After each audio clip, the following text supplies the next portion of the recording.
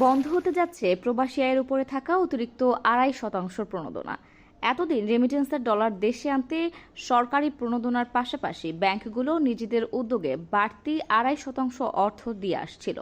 এখন ডলারের দাম নির্ধারণে নতুন পদ্ধতি চালু হওয়ায় নিজেদের দেওয়া প্রণোদনা বন্ধ করে দেওয়া হচ্ছে।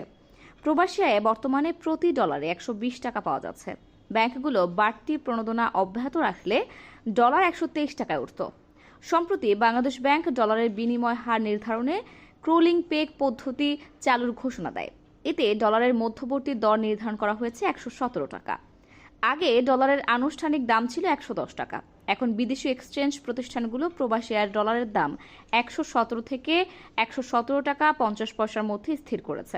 এর সঙ্গে সরকারের ২.৫% পাশাপাশি ব্যাংকের সমপরিমাণ প্রণোদনা যুক্ত করলে ডলারের দাম হতো ১২৩ টাকা।